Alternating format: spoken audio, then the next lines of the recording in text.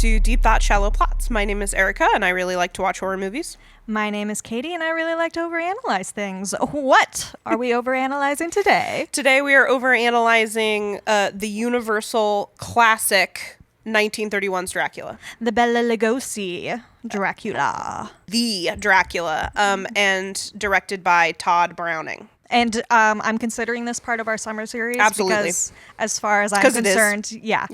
Hot Drac summer. Hot Drac summer. Also, weird kind of like getting ourselves in the mood, getting ready for what's the film called? Last Voyage of the Demeter? The Demeter, yes. I'm so hyped for it. Right, because you've mentioned this even before it was even going, we knew it was going to be a movie, that is your favorite part of the book. The only part of the book that actually like terrified me when I was reading it. Yeah. When the original Dracula novel came out, it was actually known by some people for like being maybe too scary.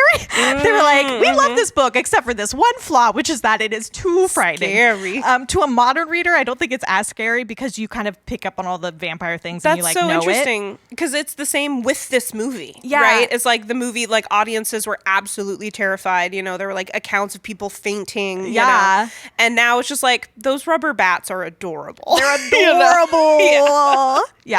Yeah. So that was me with Dracula. I was like, this isn't really scary. I mean, there are the parts where it's like, oh, that's really racist, and that's scary in a different way. Yeah. Or like, ooh, the way they treat their mental patients, which also is scary in really this movie. Scary. But the Last Voyage of the Demeter, so fucking good, so scary. So this is kind of like an episode in honor of that, you know. Yeah. And that's coming out in the summer. Yeah. So this perhaps is part around of the time summer that this is series. airing. Pretty soon, yeah. And I'm going to try really hard not to rant too much about what they've changed from the novel to this movie version that we are talking about.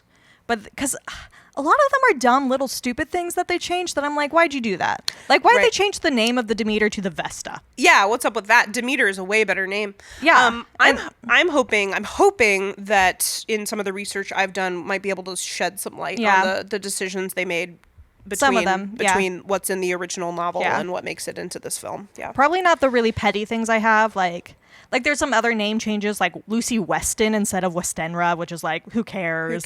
You know, and like, where are all the trains? Where's our American cowboy, Quincy Morris? Oh, yeah. Where is the paprika handle?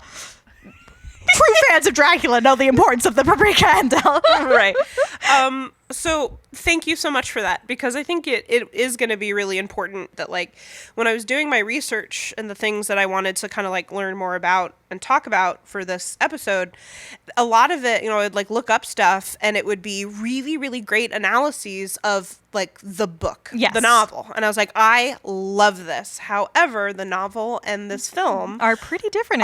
Pretty different and coming from two kind of different cultural places. And so like I need the movie, right? And then and a lot of other things that were about the movie were about like all Dracula representation in film. And I was like, okay, this is important too, because like I'm about to make the argument that Dracula as we know him is significantly because of Bela Lugosi's performance, right? Absolutely. So like this is important too, but like still like just getting a little information on the 1931 movie proved actually pretty challenging. And I do think I want to hear at the top, for people who have like read the novel but not seen this movie, there might be some things we talk about that will sound like confusing and weird and wrong. Like for me watching it, the whole time I was like, okay, there's Jonathan Harker, he's going into the castle, he's being this lister, and then it was like Renfield. And I was like, what the fuck? That's not Renfield. That's not Renfield.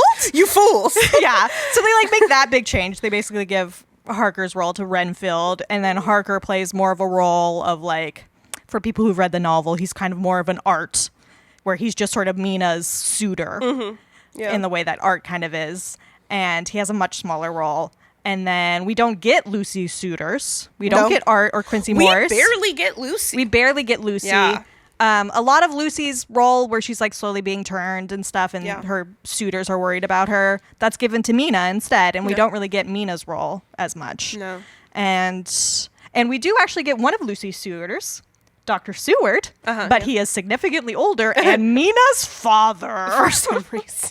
And it's just like, that's a little weird. But most of the changes kind of make sense when it comes to like, we need to condense the story down. Like, let's get rid of a bunch of these characters. Right. Let's make sure most of the story takes place in London instead of jumping from like Whitby to London to back to Transylvania, you know, like get rid of just sort of all the extraneous stuff. Right. All of the trains. So did you already, I wonder, did you already know that the script that would become the script for this film was like really largely based off of a play version? Okay. Yeah. Which was also a big aspect. That play version and its script were really heavily influenced by the fact that like the blatant ripoff that was Nosferatu, the blatant ripoff of Dracula. It was Nosferatu, came out in 1922, I want to say.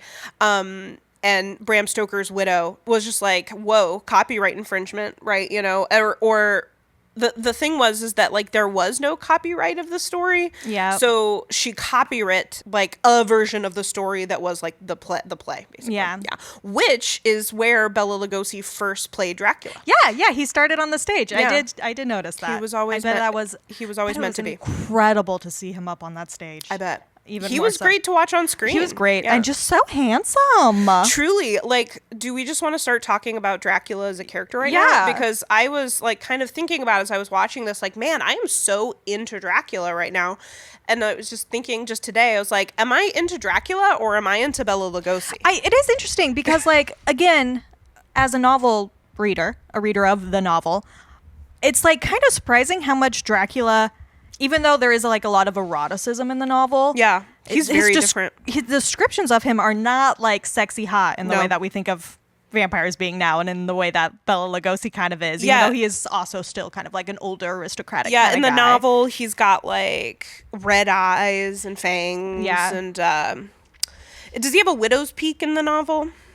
I don't recall. I know his hair starts out gray. Oh, yeah. Before it gets the dark hair. The other thing, he starts out older. Yeah, and then gets younger after eating. And like kind of like capable of like fits of rage. Yeah, oh yeah. You know? But like this Dracula, man, he's a cool customer. I find that interesting. I was like, this Dracula, he just kind of doesn't feel as much of a physical threat as like the novel Dracula does. Like, I mean, it's true in the book too that Dracula only gets killed when he's in like his coffin and like can't really move. So like that's still the same, but like he spends the whole movie kind of just talking to people. He has such a larger talking role, which was really cool and I liked it. Yeah. But like he's never really a physical threat. No, he's still a threat though. And like and he is like overpowering in many other ways than physically. Yeah, it's more of a charismatic sort of very overpowering. Much. Yeah. And like we actually get to see him try to like hypnotize Van Helsing in this really good scene where there's this kind of power play between them, and they have a lot of great dialogue together, which does not happen in the book. This is something that's so like to me is one of like the funnier things when you watch this movie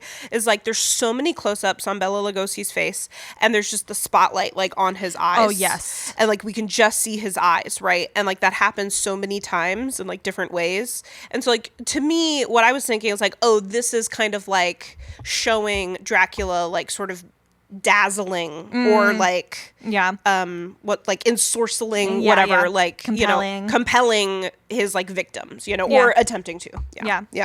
Yeah, but I'm not even sure if it always was that. Sometimes it was like one of my favorite ones actually is that really great scene. We'll talk more about Dracula and Renfield's very particular relationship in this movie, I think. Yeah. But one of those good shots of his eyes is when Dracula is watching Renfield like suck the blood off his finger after he gets a paper cut. He's so into it. And it's like he's just it's like more like a gaze of desire. Very much. And then like he's watching him drink wine and it's like, oh no, I don't drink wine. And it's just like they're like gay cruising each other. Like it's very much. Totally. But I also think in the novel there is a lot of mention of his red eyes, and sometimes you just see eyes in the darkness and things like that, where like his eyes are always very prominent. And there's a really great scene where Jonathan tries to kill Dracula in the castle and like goes to hit him with a shovel when he's in his coffin. But like his eyes sort of shoot open and like make this shovel bounce off just by the power of his eyes. So like he's known for having very powerful eyes, lots of power in those eyes. So there is that compelling sort of thing. And like when he tries to do it with Van Helsing, and Van Helsing is sort of struggling against it in this way that's really cool. Oh yeah, he's like walking towards him a little and then he's like, no, and then he pulls out his cross. He has his cross and it's like, yes, now he's okay. Well done. It's really good. Yeah, but Dracula, in this film version, he's just like, he's such a nice gentleman. Yeah. And honestly, a couple of the things he says are like, that was beautiful. You know, like he says that like I think he calls blood, like blood is life, you know? And I was like, yeah, is. You know, that's he has some true. good lines. And he does really seem to see beauty in like dark things, you know, children of the night, all that stuff. Yeah, and that's some of that is taken from the novel, from like the first scenes when he's with Jonathan at the castle. But his speaking role gets significantly diminished by the time that they leave the castle and he's like in London and stuff. Yeah. Whereas it grows even larger in the movie.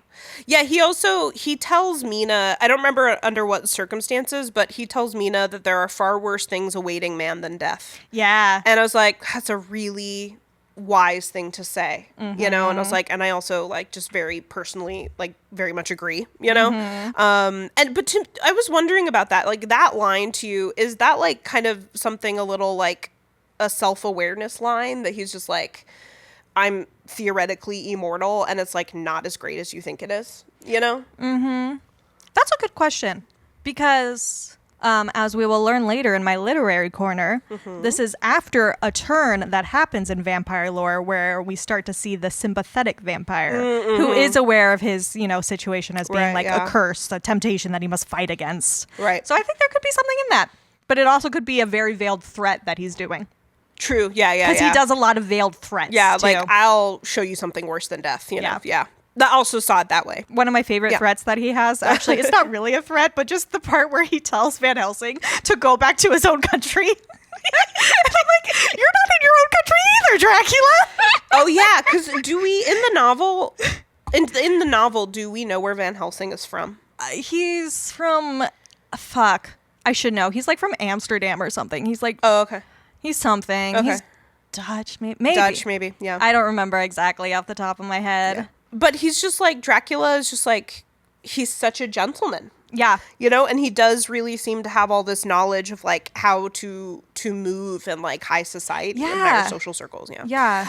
Maybe that's because he is a literal count. So I was just really curious after watching this movie. I was like, what is a count?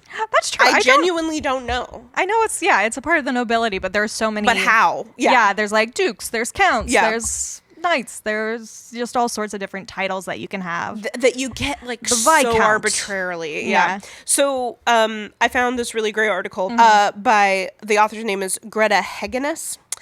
So the count itself comes from the word county, which that tracks. Makes sense. Yeah. It's a nobility title that actually it varies slightly, like its meaning varies slightly depending on like which country you're in and when. Right. You know? That makes sense because I would wonder about the difference between a Transylvanian count versus an English count, or like an Italian count. Yeah.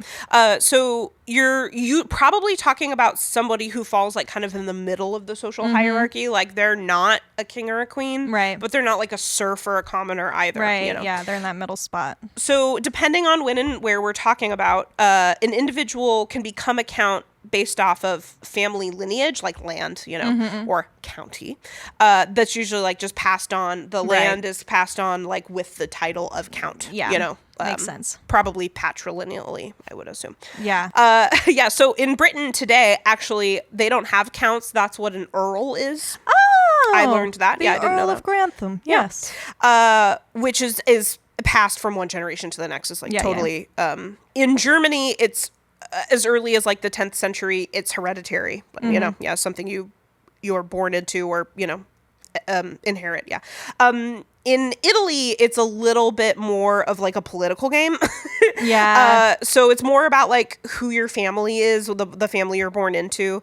And like in a lot of countries, like monarchs would just simply bestow it upon you. Bestow it upon someone. Because like there is supposed to be a land requirement. You're supposed to have land to be a count. But like some monarchs would just like bestow it upon you for like a favor in exchange for services rendered. Like a personal favor. Yeah. So Dracula is a count. So, you know, he's probably he got that from his father. Who got it from his father, you know. Or more likely probably comes from a long line of people in kind of higher society. He got it from himself pretending to be his father, pretending to be his grandfather, because he's been alive for a very long time. Do we ever get a sense of how long Dracula has been alive? Not in this movie. Okay. Not that I recall. Yeah. There were a few actual, I don't know if I want to call them plot holes, but things that don't get addressed. Like, do we know what happens to the brides? No. after, because the final showdown happens in London. Yes. In the novel, it happens back in Transylvania, and they like stake all of the weird sisters. Okay. But yeah, and here it's just like, we just took care of Dracula, so don't worry about it. And it's like, so did you just leave a bunch of people back in Transylvania, just like still getting eaten by all these vampires? Yeah, I don't know. Or, I mean, the idea of this specific vampire lore is that, like, once you kill the vampire, that's true, all that have been ensorcelled by him are back to normal. There might be some hint to that because Mina is sort of like in the process of becoming a vampire when they kill Dracula, and that's why she no longer is one. Yeah, she's better Which now. is basically what happens in the book, too. Yeah, and also that's what is the jumping off point for the direct sequel, Dracula's Daughter. Yeah. Where this woman who is apparently Dracula's daughter, right, Yeah. is like supposed to no longer be a vampire because her dad's dead, but she still is. Yeah. Yeah. I know it's also a little bit based on the novel Carmilla, which okay, we will also talk about We'll later. talk about. We can't not. Yeah. So I asked myself, to what extent does Lugosi's performance inform our cultural understanding of Dracula now? And my answer after my thesis is entirely. Lugosi's performance significantly informs our almost entirely. Yeah. Informs our understanding of Dracula and also vampires more generally. Right? Yeah, I was wondering about that because of my knowledge of vampires leading up to this movie and like what I've read of Dracula the novel. I was like, well, we don't really see those like Dracula hallmarks we think of, like the outfit that we imagine him in, and the accent and stuff. And I was like, but I'm seeing them all in Lugosi, so... Yes, so but tell me more. Yeah, so after Stoker's widow establishes copyright over the stage play version, a couple actors play Dracula, but Bela Lugosi ends up playing the role in the stage version before it becomes a Universal film. And he was very popular. He was like really well received. I can see why. As Dracula in the stage play. It's interesting though because he wasn't the first choice to be Dracula for the movie. Oh, really? Which is weird. It was supposed to be like an actual like horror scholar would be like, you can't remember that name. I can't remember the name. If I heard the name, I'd be like, that guy. But just like some much more popular, like an American? Yeah, American actors at the time. One who was perhaps under contract? The studios, when they made movies, they like to have actors that were under contract because then they could get a lot of the money for themselves. Yes. Like they talk about how Bela Lugosi only got paid $3,500, $500 a week. He got paid significantly less than like the guy who played Harker, who was a smaller role, and Mina, but they were contract, actors. Right. A lot of that money went to like the studios, not to the actual actors. Yeah. Well, and also the reason why Lugosi gets such a small salary, for this film is because like he really wanted to do it. And they're like, we found like a couple other people, we're going to test these people, and like they just weren't working out. And he's just like, I'll do it for $500 a week. Yeah. Like I really want to be Dracula. And that was, I think, the correct choice. So, we have to remember that this movie's from 1931, which I think is now the oldest movie we've covered. Previous to this, we Cat People 1942. So maybe when we like do Nosferatu, that'll get us to 22. When did Vampire come out? Maybe 1918. I don't know. We'll see. Anyway, I know that the earliest one. Wait, I have this somewhere. Oh yes, there was also a Hungarian silent film. Yep. Dracula Halala. Yeah. In 1921, which I think was the first movie based explicitly on Dracula, the novel. Yeah. But it's in Hungarian. Yeah, I know. That might be, I don't know. And I feel like but it's a silent film. That's true, actually. So it really doesn't matter. Well, I mean, somebody would have to translate the title cards. Yeah. Yeah, for sure. So what we have to remember is that like 1930s American audiences have very little understanding of like what makes a vampire, Yeah, that was the other thing I wondered about, because it was really interesting watching the movie where there's a very stark difference in the novel where nobody really knows that much about what a vampire is, whereas in this movie version, we have people just sort of throwing around the term vampire. Yeah. And sort of being like, well, those are just stories, but they're stories that they've heard of. Yeah. Whereas in the novel, they're like, I don't fucking know what a vampire is. Yeah, what are you talking about? Yeah, so they like definitely at least have like a vague knowledge of what vampires are. Yeah. But maybe not like the hallmarks of the vampire. They're just sort of like, I don't know, that's like some fairy or whatever. Yeah, or a demon, whatever. Yeah. So, American audiences in the 1930s, like, their imagination is like to be molded, Yeah. So Todd Browning, who directs this film, and Lugosi, like, effectively give at least Americans, the like cultural understanding of how vampires look, how they talk, and how they behave, right? So, like, even the cape and the medallion was like a Lugosi decision. Yeah. It's just like as part of the stage play. Like, because, he's like, the opera cape is like great for dramatic effect. And right. Yeah. And I heard it was really especially good for like when he would sort of like, because sometimes Dracula will disappear. Yes. That the cape makes it really easy to like disappear through a trap door and things. Or turn into a bat or whatever. Yeah. And like shield himself from the sunlight. Yes. All that stuff. So those are actually like specifically like Lugosi decisions. It's like a cape and a medallion. So, and then it gets really confusing for audiences, like confusing Lugosi as Dracula specifically versus other kinds of vampires, because he only actually plays Dracula again one more time in Abbott and Costello Meet Frankenstein. Oh. I haven't seen it. I thought there was also a movie that was like The Vampire Returns or something.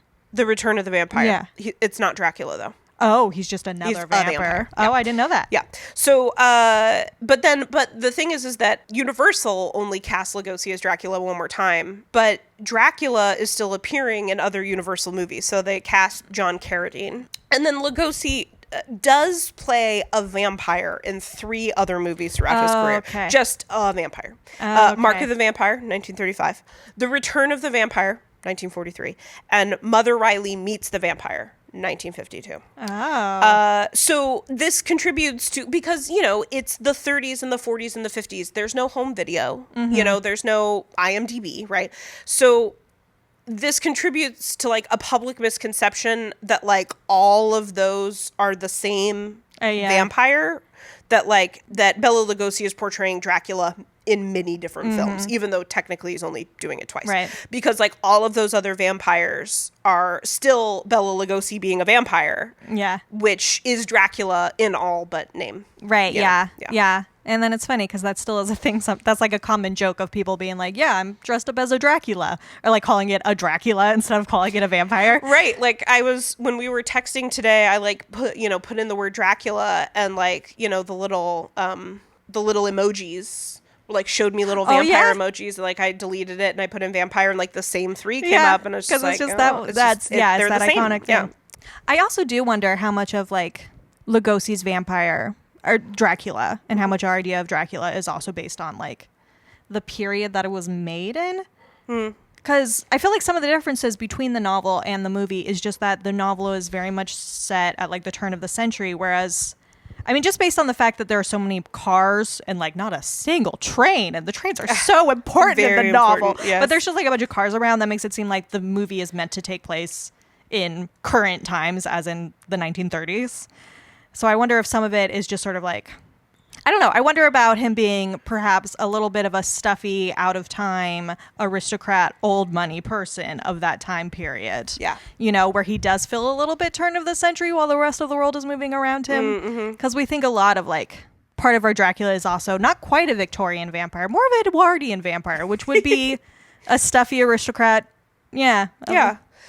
Yeah. It's interesting because like Lugosi's Dracula is really different from Bram Stoker's Dracula, right? Yeah. Like we've been talking about, like in the novel, Dracula's like really dangerous and obviously dangerous. Like he has like these markings of a predator. Right? Yeah, and he's not supposed to be attractive. There's lots of ways where he's described where it's repulsive, and then there's little signifier things like he has hairy palms, like hairy hands. He has little things and like these long feet, gross kind of fingernails and things. He has these things that are made to make him be, like you said, like a predator, and also just kind of repulsive, whereas I feel like this movie vampire is a lot more compelling, drawing you in. Very compelling, like handsome, you know, well-spoken, right? Like, obviously knows, like, how to move in this society, right? Yeah. So, yeah, but, like, Lugosi's Dracula is, like, still a monster, but, like, less obvious, you know? And, like, I think, you know, if we're talking about just, he's, like, representing something of the time, like, Lugosi's Dracula is playing off two really specific fears, like, Americans would be having at the time. One, tried and true, immigrants. Of course, right? yeah. Which is true in the novel, too. Yeah, right. Especially, like, one, like, seemingly, like, charming outsider who, like, kind of is making his way through polite society. I mean, that is part of novel Dracula's goal, why he keeps Jonathan in his castle for like 2 months. Yeah. Rather than the one day that Renfield is kept there in the movie. Yeah. Lucky bastard. Is that he's like studying Jonathan to find out how to behave like an English gentleman, but so that he can like infiltrate English high society. Right, but in this film, he already knows how to do it. He just already does, knows, and he's like much more successful at it than I think the novel Dracula Renfield is. sees him, he shows up in his castle, he's in his tuxedo and his cape, you know. And I think the only thing is that he never quite gets the accent of an English gentleman, whereas in the novel, I think he does eventually master it a little bit more. There are parts where Harker's like, oh, you sound like me. And like, that's like the other thing is that like, that's what kind of outs him. In other ways, he's just like, could totally fit in this society, but like the accent, he never pulls it off. He can never pull it off. Like that outs him as like being like, oh, you are not from here. Right. Yeah. So he's kind of like that intruder or like that outsider really hiding in plain sight, you know? And then of course the other fear that's being played off is like the fear of sexuality, which we'll talk about later. Yeah. But not just sexuality, like quote unquote immoral desires more specifically, or I'm sorry, more broadly.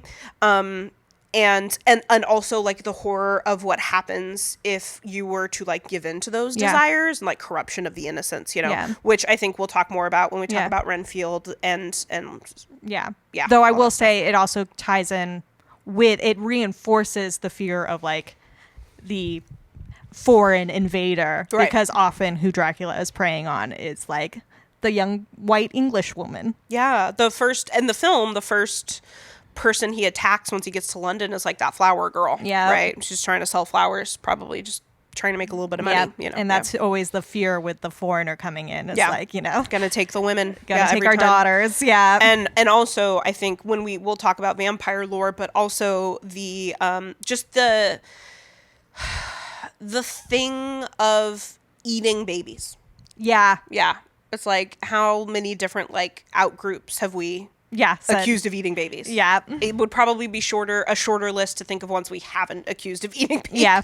And that is one of the really, one of the scenes in the novel that is always brought up as one of the really horrific parts is where they eat a baby. Yeah. The Dracula's weird sisters, as they're referred to in the novel rather than his brides. They eat a baby. Yeah. And now I think like Democrats do that, right? Oh, yeah. Isn't that? Yeah. Yeah. Oh, yeah. Adrenochrome. I don't know if they're eating them. They're injecting parts of their... Yeah. Yeah, and no, but going back to Dracula as like trying to fit into English society, one of the things that I love that this movie does is that it has Dracula and Van Helsing meet for the first time, like in Dr. Seward's drawing room. Like they're just meeting socially. Yeah. And that most of their like fights, I guess, are like these really verbal sparring kind of fights. Right, yeah. That are just like, I loved that. They had some great lines back and forth. Yeah, so I feel... And I'm going to be totally honest. I have an affection for the character Van Helsing in my heart. Oh, me too. I think directly caused by the 2004 Hugh Jackman vehicle, Van Helsing. I have not seen it. Oh my gosh. So it's awful. Yeah. But like it's a great little kind of like, and like everybody shows up. Like Frankenstein's in it, Dracula's in it, the Wolfman's in it, Dr. Jekyll and Mr. Hyde are in it. Like it's a star-studded cast. I am quivering to not start talking about sad dad Dracula in Dracula Untold. Yes. What game? Which was so set up to have a whole host of cameos. Yeah. But they never did it. We could have had it all. But I also, liking Van Helsing, I also did not learn, I think until today, that his first name is Abraham. Oh, yeah? Which I can't help but feel is significant. Because it's biblical. Very, very biblical. I mean, it's Abraham, dude. Yeah. Like the Abrahamic religions, like the father of monotheistic religions. Yeah. Yeah. No, that is really that's interesting. That's a lot. Yeah. And I think, because there is a lot of interesting play in this movie and in the novel between like religion and superstition versus science. Oh my gosh, yeah. Or how they can work together. I love actually that our first time seeing Van Helsing, he's like, I don't know if he's in a lab, but he has like test tubes. Yeah, and he's like, I think he's wearing a white coat. Yeah, and he's like testing Renfield's blood, and that somehow proves that they're dealing with vampires. And I'm like, how? Yeah. What? And for some reason, Dr. Stewart's like, yes, we've had a lot of, random murders going on. Oh, vampires, you say? Okay. Yeah, like he knows all about vampires. Yeah. Immediately. And everybody thinks he's crazy, right? Yeah. I mean, there's a surprising number of people who kind of like, I wouldn't say they think he's crazy. Like they call him in specifically for this. I feel like the only one who really pushes back against him is Harker. Right. Jonathan Harker. Right.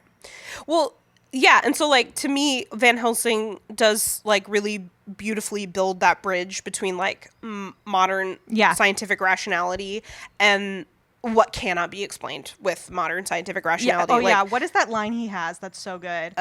Modern science doesn't admit the existence of such things. Oh, I was going with the superstition of yesterday can become the scientific reality of today. Man, Van Helsing's got some truth bombs. It's so funny because you compare it to the novel where like he's got some truth bombs, but he just talks for paragraphs and paragraphs, and you're like, get to the fucking point. So why are we talking about frogs right now, Van Helsing? So again, 85-minute movie. I know, not even 75-minute movie, right? Yeah, and those are the things that like we don't need this. We don't need Van Helsing to talk forever. Yeah.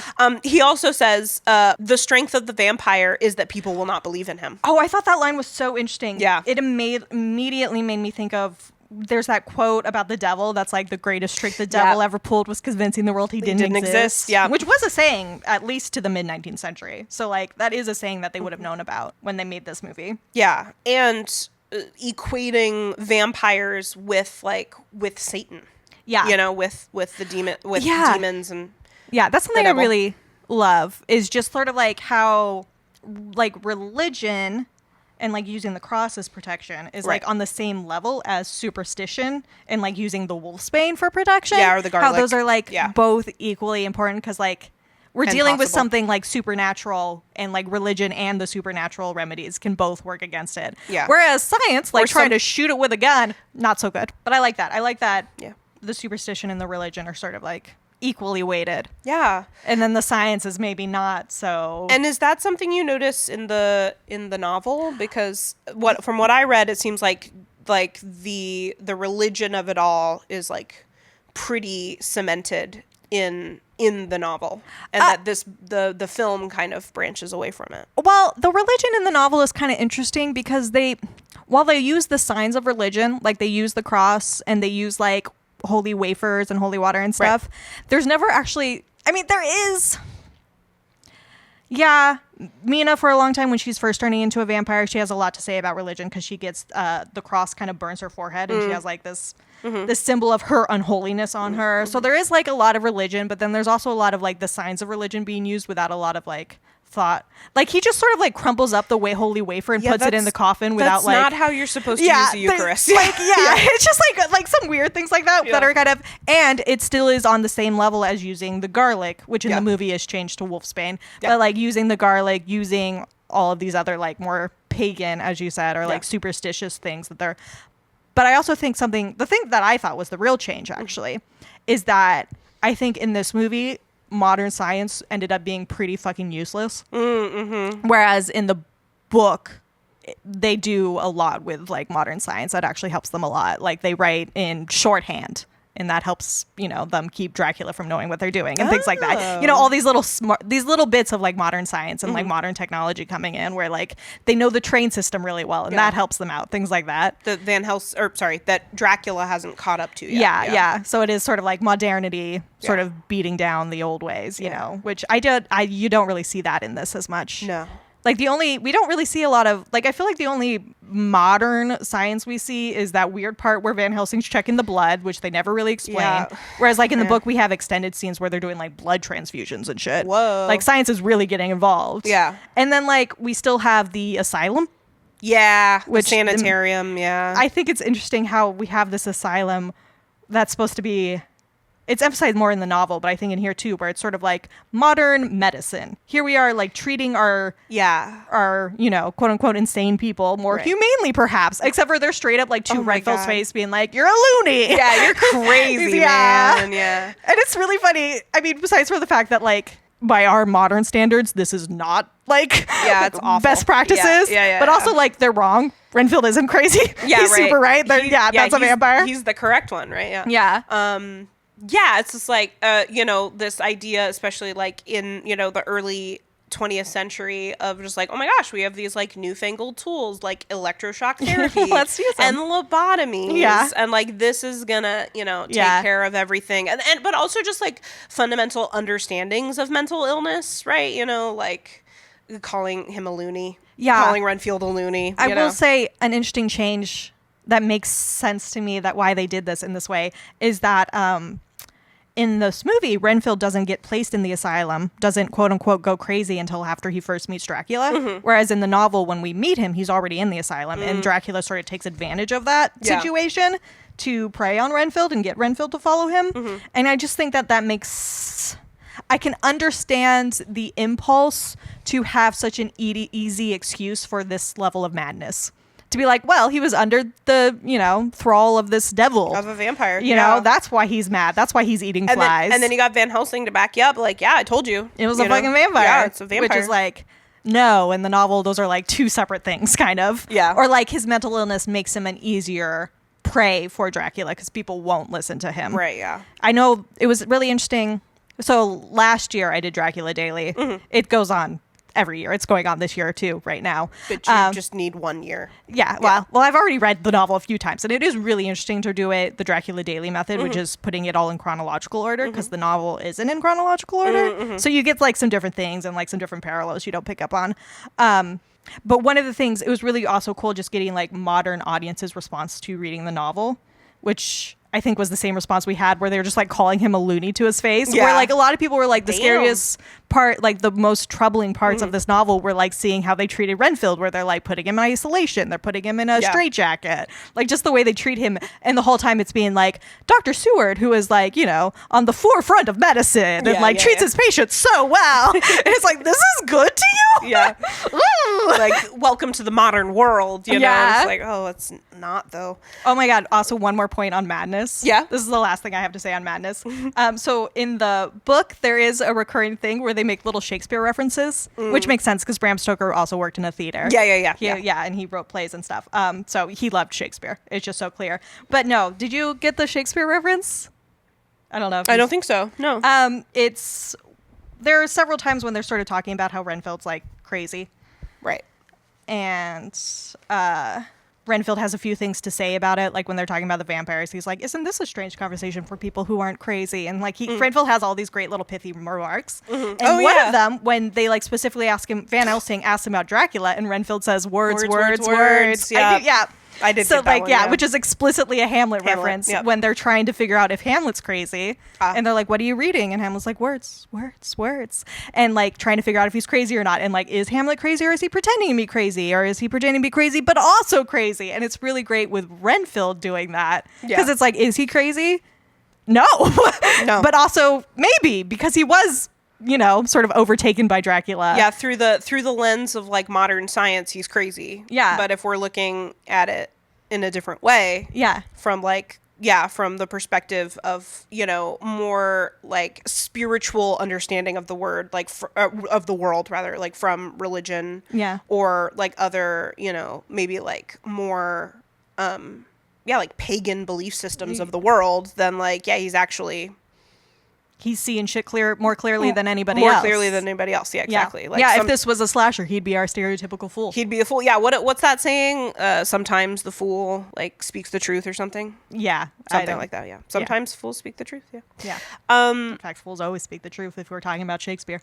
Yeah, that's true. Something that really like got me about like John Harker and Mina. Oh yeah. Is that like John Harker is like convinced. He understands that Mina's safety is in danger. Yeah. But he is convinced that as long as he's there, she's safe. like that, like his like presence will like protect her. And I was like, why, John, why do you feel that way? Like, what protection can you offer her? Well, I think part of it is other than you're a man. I think part of it is that he's playing the role of the skeptic more than everybody else. He really is. He the never, one who's not into it. I mean, I think it's really sort of typified in when he has just heard so much about vampires, and it seems like he should be on board by now. He's seen some things. He's heard some things. Some shit. There's a bat. Is Lucy dead at this point? I think. Yeah. And Come there's on, like buddy. a bat that's there, and he just sort of shoos it away like it's a gnat or something, like it's a fly. He's just like, shoo, out of here. Meanwhile, like, Mina is obviously having like a reaction to this bat. Yeah. And I'm just like, Harker, pay attention. It's so, oh God. It just, it's not my Harker.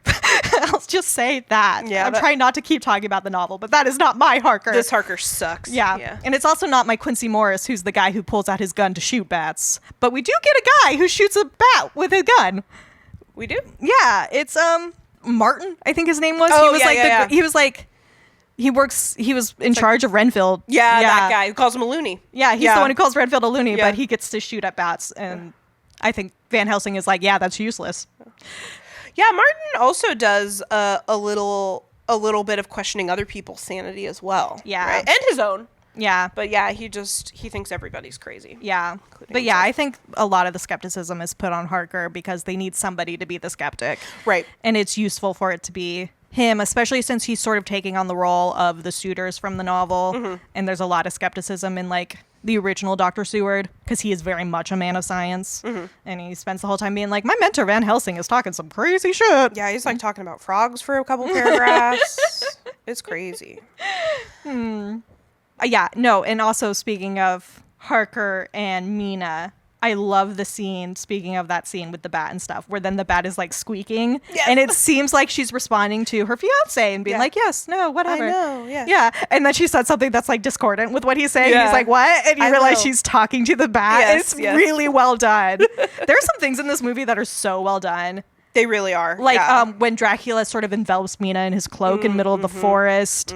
Or like when he preys on Mina, and that's the one time when we have him going down like towards the camera. Like he's like, oh yeah, I would have fainted back in 1930. That was terrible. That was so good. Also, you know what really like gets me is the imagery of like of Dracula coming out of his coffin, like hand first, you know, and, that's like, I've definitely had nightmares like that. Yeah, absolutely. That's like how we first see him in his brides. It's just their hands, and then all of the like weird creatures. Oh yeah, like the armadillo. Yeah, why is there an armadillo in Transylvania? It's because the director wanted it to be there.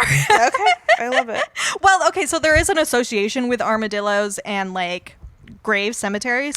Because they're like burrowing creatures. They go for like worms and things like that, which also go for corpses. So it kind of makes sense if you're a vampire that you would want a creature like an armadillo to like, so you don't wake up with like a bunch of worms on your face. Right. So like it kind of makes sense. That is actually a really good point. Yeah. Dracula definitely would have had to have imported that armadillo. Well, he's a count, so he's a rich one. He's got the connections that you could get an armadillo. But I think I remember something about how sometimes in early movies around this time, like a lot of people in America, since like the only place in America where you'll really find an armadillo, especially at this time, is like at that point just like Texas and maybe a little bit in Florida. Like that's true. People did not know what armadillos were, so like they're weird looking.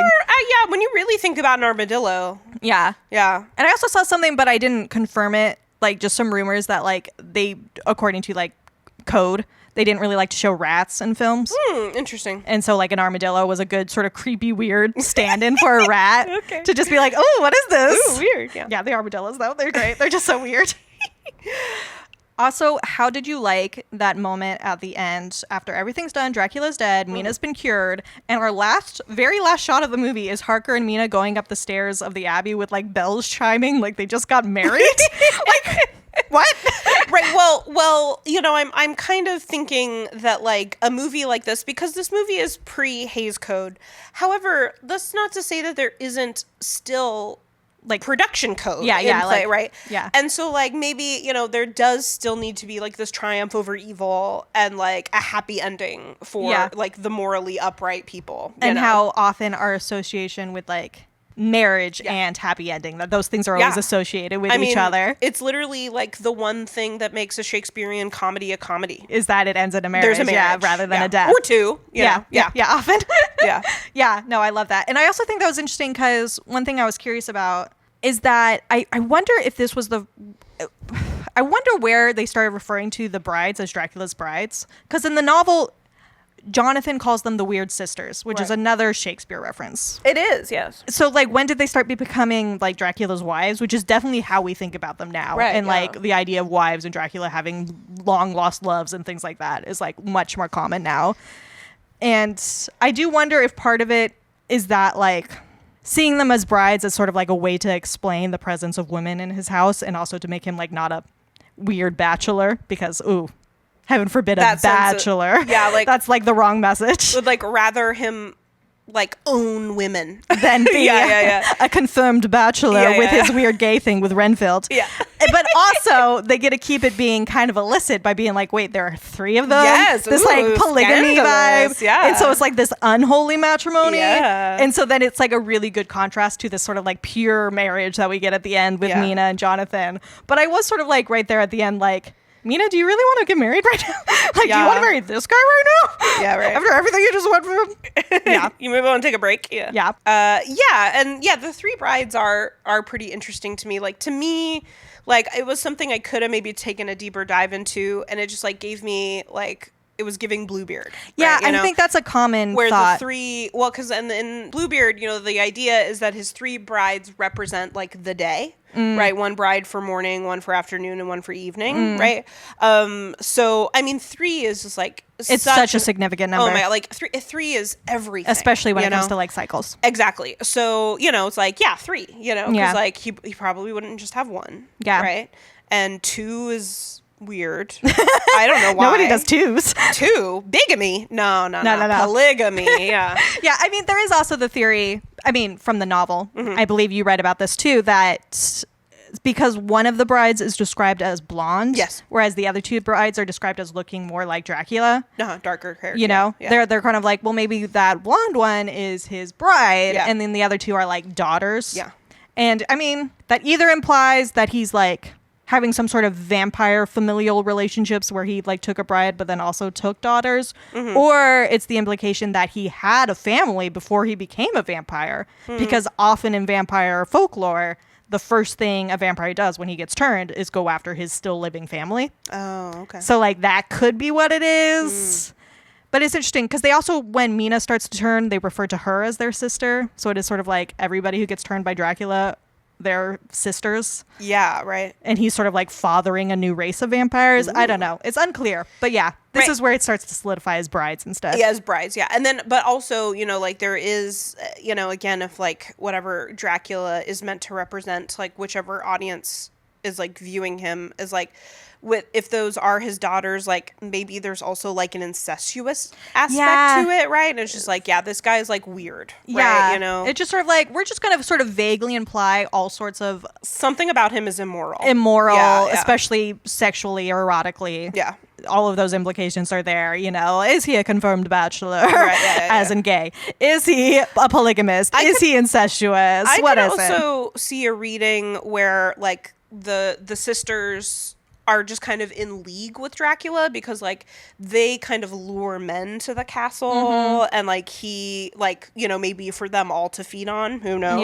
That's in my head canon. And I mean that works like with the book. He brings back like babies and children, you know, like for them to feed on, and so maybe there's sort of like a symbiotic relationship, like we're all vampires, we're doing whatever, you know? Like I do like what they kept from the novel, though it's Renfield now instead of Harker.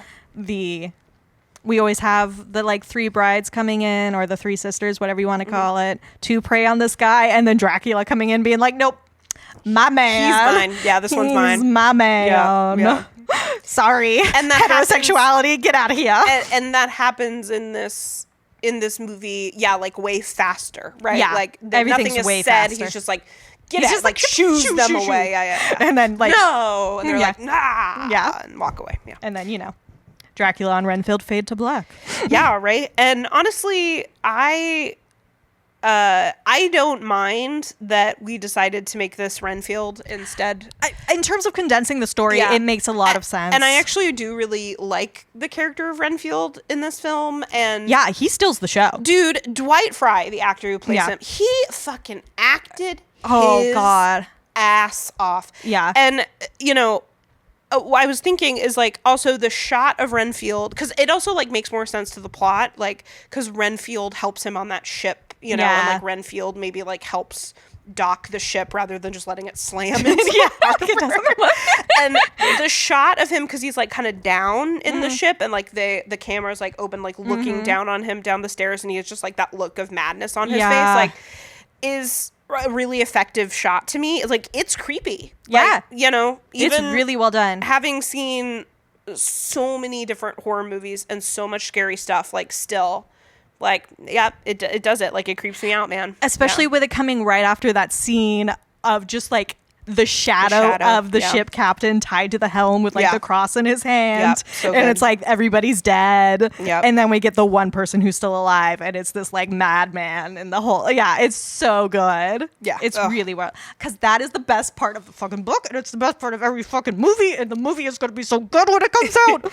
And then and also, speaking of more modern depictions, the movie Renfield was really good. And so, like, this is kind of the canon, is that Renfield 90 years later is still kind of like the servant, or whatever you want to call it, of Dracula, played honestly really, really well by Nick Cage.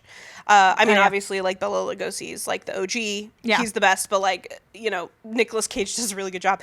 And it's just funny because, you know, we'll talk more about the relationship between Renfield and Dracula, and it's just, like, such a perfect pickup, where, like, the fact of the matter is that, like, 90 years later, their relationship would be, like, an incredibly toxic, like, narcissist enabler relationship, but, like, it makes it comedy somehow. It's really good. I will say they in this movie, they show it, like, visually so well, where we have this, like, double of when they first meet, and Dracula greets him from the stairs, from, like, the top of the stairs, while Renfield's on, like, the bottom of the stairs.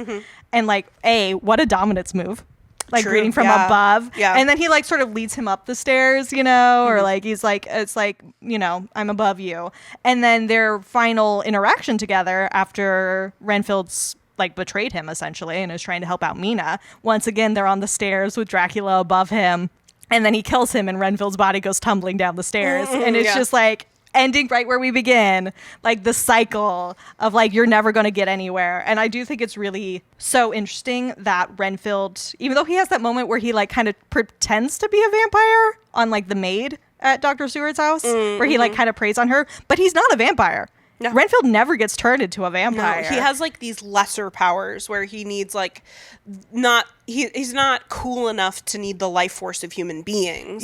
He, like, takes the life force of, like, lesser things like bugs. And it's really interesting for, like, what that implies about their relationship as, like, this lack of consummation, or, like, it being seen as, like, not a valid relationship between them, with all the things that he says about, like, I'm your slave, and, like, punish me, torture me, but let me live. And, like, it's just such a toxic relationship, and it's so interesting. And we're trying really hard not to talk about how gay it is, but, like, it's also really gay. And one other thing that I loved about Renfield. Part of why I was, like, a little bit confused in the beginning, because I was like, this is Harker, but it's not Harker. It's Renfield. Is that he also wasn't acting a bunch like Harker. And, like, what was really different to me is that, like, the villagers pretty clearly tell Renfield, like, hey, that's a vampire. Oh my and he has his brides, and you're going to get eaten. And it's Walpurgis night. Don't go out on Walpurgis night. Like, what the fuck? And he just fully ignores them. At least Harker's sort of, like, confused and, like, what are you talking about? Oh, garlic. Okay. You know, he's, like, kind of going along, but, like, whatever. And Renfield is, like, very explicit. Renfield is told exactly what's going on and what's going to happen when he gets to that castle, and he doesn't believe any of it. He, like, just brushes it off as superstition, right? And, like, even when the villager tries, like, take this, like, at least take your crucifix, he's like, oh, all right, I guess, whatever you say, crazy village person. I know. And then he even has the driver who's like, the driver's scared to go. The driver doesn't want to take you, and he's like, too bad. And I'm like, that's so selfish. Also, like, pay attention to what's going on around you. Yeah, Like, but it's the just other like people. so classic Renfield, because like his whole thing is very selfish, of like taking life to fuel your own life, eating the flies to like become stronger. Yeah, eating, yeah. you know, it's I mean, and that's what vampire stuff is. It's that, you know, parasite stuff, and it's like, Yeah. and it's like, it's only he has that act of selflessness in the end where he tries to save Mina, and that's like his undoing. Like he can only survive selfishly. It's really interesting. Though also just like just as an aside, speaking of the gay stuff, which we'll do more extensively later. Yeah. I'm glad that we still got a Lucy Mina relationship. Yeah. And that they're like best gal pals, and they're having sleepovers. Pals. They have a sleepover. Yeah. I love it's a bit of a switch from the novel, because Lucy is sort of like reciting weird gothic poetry and Mina's like, no. Whereas like in the novel, Mina's such a goth. But like they're still just really good friends. Yeah. And I love another good change actually that I really liked is there's the quote unquote bloofer lady, which is Lucy as a vampire. And they talk about Lucy coming to see Mina. And I wish they would have delved even more on that in the movie. Like, we sort of see a little bit of Lucy sort of in there, but like an actual scene between Mina and Lucy, it probably would have been like too gay. Way too gay. Yeah. But it is like just ripe for homoeroticism and just ripe for like that tangled girl best friendship. There is actually well, actually, it was never filmed, but in the script, there was supposed to be a scene where Dracula and Mina kiss. Ooh. But it was cut from the film because it was like too raunchy or too scandalous. It is interesting that Lucy very explicitly is like, yeah, I'm kind of hot for Dracula. Maybe I'll be a countess. Yeah. Like, she wants to marry Dracula. Yeah. Well, she gets dazzled by him, like, pretty quick. And she's like, he's charming. I was like, yeah, it kind of is. Yeah. And Mina's like, I mean, I don't particularly see it, but yeah, countess. Yeah. Okay. Okay. Live your life, Lucy. And then it's really interesting because, like, it's wonderful that this movie is, like, 75 minutes. But it does kind of like rush Lucy's death. Like, all of a sudden Lucy's just dead. I wasn't even sure, especially since they changed her last name. I wasn't even sure if it was Lucy. Yeah, they were like, because they just called her Miss Western or whatever. I was like, is this the flower I was woman like, is that what is happening? Yeah. I was really confused. And then it was like, oh no, that was Lucy. She's dead. She's dead now. Yeah. And we didn't get a lot of her being a vampire. Did they even take the time to kill her? I can't even remember. No, she just like, they cut to a new scene and like she's dead on the table. No, I mean, as a vampire, did they take the time to slay her as a vampire? I have no idea. Or is she still just out there also like the brides? They did not tie up loose ends. They really did. Van Helsing? Van Helsing. Abraham. Dr. Esquire. Fucking PhD. Yeah, he's got a couple PhDs, definitely. Speaking of Van Helsing. Yeah. And his taking down of vampires. One thing that we really wanted to talk about is just sort of like vampire lore and like how you deal with vampires and where all that comes from and where Bram Stoker got all of this stuff from. Right, yeah. And so like I think this might be a good time to get to our literary corner. That was not a good harmony. No, I didn't. It was not intentional. Okay. Okay. So what I was really interested in, obviously, vampire lore goes back really far. It goes back to, there's like Mesopotamian vampire, there's like Greek, there's like, you know, there's a Judaic. If our definition of a vampire is something Sucker of blood that sucks blood, there's one in like literally every culture all around the world, like throughout history. Yeah. As long as we've been recording it, at least, you know. Yeah, they're everywhere. Yeah. But what I was particularly interested in was sort of like what the English-speaking world sort of understands of vampire and like how Bram Stoker sort of influenced that and what fed into this story. Mm-hmm. It really is when the vampire comes to England that we start to have that change to our sort of modern imagining of the vampire as this person who's like charismatic and kind of, you know, sexy, you know, that kind of vampire. Mm-hmm. But it really first appears in English in like the early 1700s. Yeah, that sounds about right. Because it began when, like, I don't know, it was around like, you know, a big thing that happened was like Austria sort of gained control of part of Serbia. I got you. Yeah, vampire lore, you know, the way that that looks more like how we see it today, was basically kind of like came to the forefront of like the larger European imagination. Around the 1700s when friend of the pod, Serbia. Yeah, second mention. Yeah. which is what we talked about in our cat people episode, that Serbia is just like so delicately placed, like right on that border between the East and the West, you know. So, you know, Eastern European vampire lore was like really hyper local, and then Serbia gets caught between two warring empires, the Habsburg monarchy, aka the Austro-Hungarian Empire, notably a Christian empire, and the Ottoman Empire, which is notably Muslim. Yes. Hear more about this all in our Cat People episode. So Austrian officials like the Habsburgs were just like, go find out what the fuck is going on in Serbia as well as Romania and Hungary, you know, and Bulgaria and all those places. And so Austrian officials reported back on like what to them were like really strange burial rituals. And like the lore spread. Even though the Habsburgs were like, absolutely not. Stop it with the vampires. Like, here's my personal physician that says they're not real. Empress Maria Theresa had to get involved. She had to like officially like outlaw exhuming bodies because people kept unburying them so that they could like stake them and shit. It was too late. Like, it caught the imagination of Western Europe at that point. It's like became this whole big thing of being like this like vampire hysteria, and like the word vampire itself, spelt with a Y. Vampire. Vampire.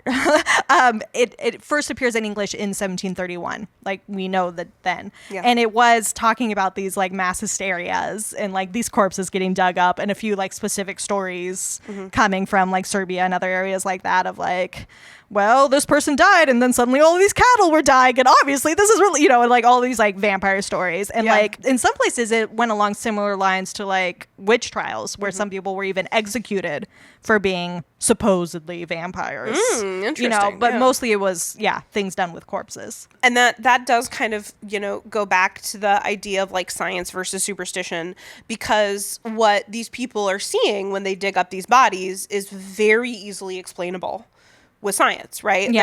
They're seeing, oh my gosh, like this person's died and was buried and we dug them back up and it looks like their hair has grown and their nails have grown and their stomach's bloated and there's like blood coming out of their mouth. And they're like, they obviously resurrected at night and like fed, you know? And it's just like, no, these are actually like really common symptoms of death, right? Like this is decomposition. Like decomposition. Like our skin contracts and our nails and our hair get longer, or at least look longer. The gases bloat our stomach and like push blood out of our mouths. Like it's just a dead person, right? But people didn't. A farmer in Serbia in 1750 isn't gonna know anything about that. Yeah. So we do have we have a lot of Eastern European vampire stuff, and a lot of it's sort of like inconsistent. I mean, not inconsistent. Well, I guess I do mean that. It varies from like place to place because Eastern Europe is a very large place. And it's like hyper local. Like each village might have their own vampire lore. And Stoker himself did take the time to like study to the best of his ability in the 19th century, studying Eastern Europe in a very colonialist, like imperialistic viewpoint, But there are definitely some significant changes, like talking about digging up these corpses and seeing what they're like. A lot of these original vampires were often more like bloated and like ruddy corpses. And gross, rather than the sort of like pale, thin, undead vampires that we think of. And like fangs aren't a thing. We'll talk about where the fangs come in a little bit. But like the blood drinking is still a thing. Got to. And there's like a lot of different thoughts about like how vampires can be made. If it's like this was an evil person who died, or maybe a person who committed suicide or some other sin and like is rising again as a corpse, or if it's like an evil spirit possessing a corpse, or like is it a vampire bites another person and they become a vampire? It's like, there's a lot of different things, but common things to take care of them is to bury them face down. To put stakes through the corpse. To sever their tendons. Oh, okay. So that they can't walk up. Mutilation, Burying them with garlic. Yeah, I mean, garlic is already a thing. Wolfsbane is actually a little bit of a thing, too. I think, especially in, like, Germanic lore. Which is, I thought it was an interesting change in the movie. They're like, we're not going to do garlic. No. It's 1931 and garlic's already overplayed. No. But it's interesting because garlic itself is, like, a commonly used like herbal medicine in a lot of traditions, because and so since vampirism is often seen as like a disease, like particularly a blood disease. It's sort of thought that garlic is an antibiotic for that, which is thematic because both me and Erica right now are on antibiotics / antivirals. I'm technically an antiviral. Yes. Yeah. We're injured / falling apart. I'm feeling incredibly vampiric. Like my eye right now is like so sensitive to light. I just like draw the curtains, Yeah. I suppose I'm probably Leave more me in the darkness of a werewolf because my wound is from a dog. From a dog. Tooth. Yeah, so, I got bit. I'm going to turn. When's the next full moon? Yeah. But yeah, no, the movie uses wolfsbane instead, which is also something that comes up a little bit to ward off werewolves. Yeah. And also other evil type supernatural things. I don't know exactly why they decided. Yeah, if it was just like garlic's overdone or something, but that is an interesting change that they made. But going back to the English vampire. Yeah. So the first like real story we get about the vampire is in 1819 by John Polidori.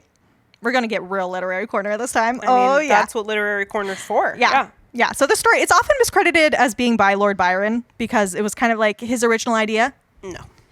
No, fuck Lord Byron. Also, honestly, that is kind of how I feel. I do feel like fuck Lord Byron. I actually have a certain amount of sympathy for Lord Byron, which is a subject for another day. Totally fair. And honestly, like, usually I feel like it is my personality to have sympathy for a person, but not him. No, fuck he Lord was just Byron. a real bisexual disaster. It's like Doctor, right?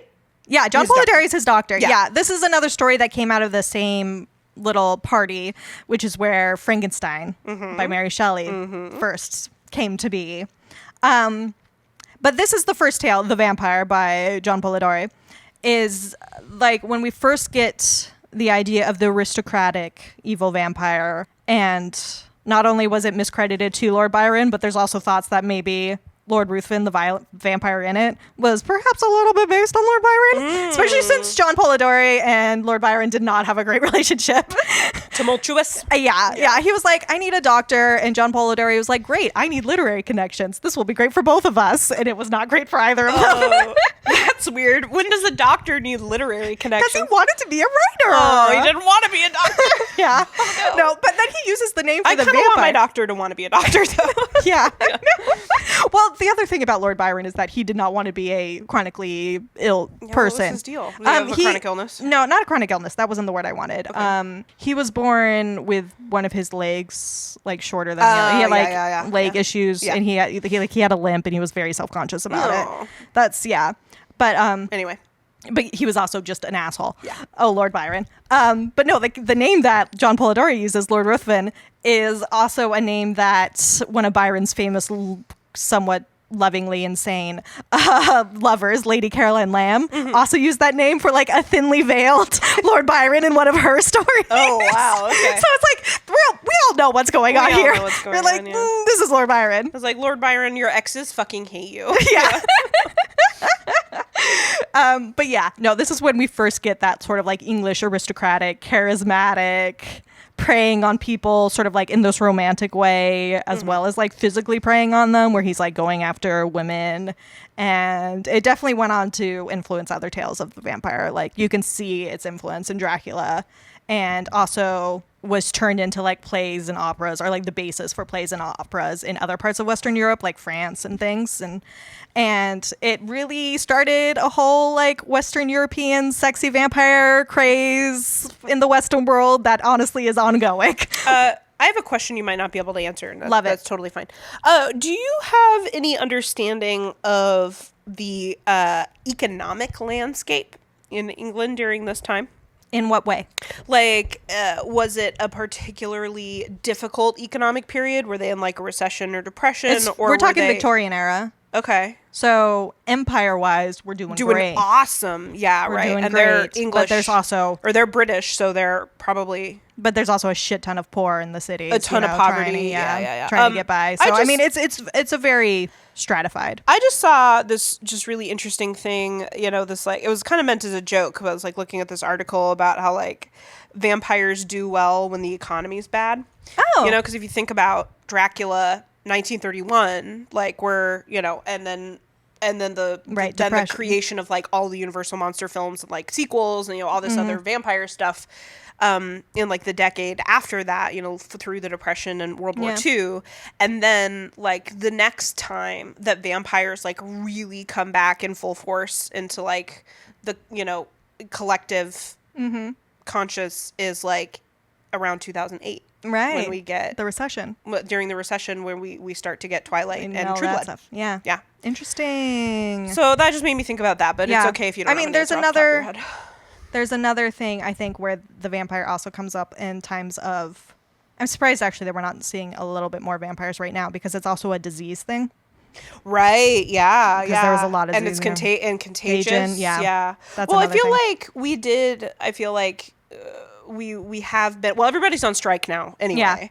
Yeah. So maybe in like a year or two, maybe a bunch of vampire shit will come back. Yeah. But I feel like I guess actually, wait a second. I'm so dumb because the whole Dracula Daily thing. You're not dumb. And Hot Drac Summer, as I was referring to, that bloomed. Yeah, last summer. Yeah. We're still, that's still pandemic era. So actually, vampires are pretty hot right now. I also feel like I think nowadays, if we want to like, give ourselves a plague narrative, we do it with zombies. That's true. And we have done a lot of zombie stuff. It's my understanding that those earlier, especially Eastern European understandings of a vampire, like sound a lot like a zombie. Yeah. Or like a revenant. Yeah. There's like a lot of overlap there. Yeah. But back to the English vampire. Yeah. This is not a vampire that I was really familiar with. There's Varney the vampire. That's not real. From like 1845 to 47 because it was a penny dreadful. Are you familiar with penny dreadfuls? No. It was just sort of like the cheap serialized like publications. Yeah. Okay. Yeah. It was just like little. Time. Yeah. It was like serialized things, like little zines that get put out. Did the authors get paid by the word? I mean, I think that would depend, but the idea is that they were really cheap. Yeah. Because that's why they're called penny dreadfuls. And people were like churning them out. Yeah. So again, this is a story of like an aristocrat terrorizing an English family. And because it has like different writers and it's like over a series of time because it's this like serialized story. So like the story isn't always super consistent, but one of the things that it has that I think is very important to vampire lore is that this is the first time we get that sympathetic vampire, which I teased about for. Like he has parts where he's like, he really wishes he could resist his hunger for blood. And like he even goes so far as to like kill himself by throwing himself into Mount Vesuvius or something. Wow. Yeah. Drama queen. Yeah. So like this is a type of vampire that we see a lot. Yeah. Like now it's like Interview with a Vampire, Buffy the Vampire Slayer, all of those types of vampires where we are like have that. Yeah. And it's also the source of a lot of our vampire tropes actually. Yeah. This is where we first get the pointed fangs. From Varney the Vampire. Yeah. It's not an Eastern European tradition. It's not from the folklore. Yeah. It's from Varney. Wow, okay. And it's also where we first have like... Does he have a cape? No. Okay. But it is where he is like kind of aristocrat vibes. Yeah. So maybe he has a cape, but not in that big way. But we have the victim with the 2 puncture wounds on the neck. Mm-hmm. That's his thing. Oh, okay. He's often entering young women's homes through the window at night, which is another common vampire thing. Yes. He's the one who first does the hypnosis. He's the one who has the superhuman strength. Oh. A lot of this shit is coming from Varney. Does Varney only come out at night? No, that is not a thing. Oh, okay. What about, does Varney shapeshift? Nope. Okay. But if you want to talk about shapeshifting, Carmilla, 1872, by Sheridan Le Fanu. Okay. Who's another Irish author, just like Bram Stoker. Love it. And this is where we first get our lesbian vampire trope, which is so good. Yes. But again, it's still that sexy aristocrat preying on the English people, particularly the English young ladies.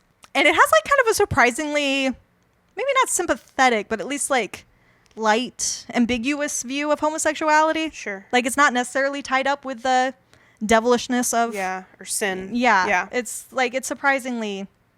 chill. Yeah. Love that. Yeah. I don't know. Vampires have always been for the gays. It's just how it is. Well, it's like, it's like... It's the monster, right? And like it's the dark desire. Yeah. It's the repressing of the passion, and it's like the being made into a monster, and like only being able to like see yourself in the monster, right? Like identifying with the monster, and the idea of like the monster, sympathizing with the monster being able to perhaps pass. And like we were talking about how he has that accent that outs him as the Bela Lugosi Dracula, but like the passing, and then also just sort of like seeing the beauty in what others find horrific.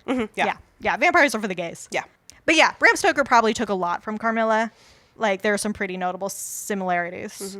And so only 20-ish years after that we actually get Dracula coming out. Yeah, it's a pretty quick turnaround. Yeah. He also had a short story, though it didn't get published until after his death, called Dracula's Guest, which was maybe meant to be like kind of like a prologue or beginning chapter.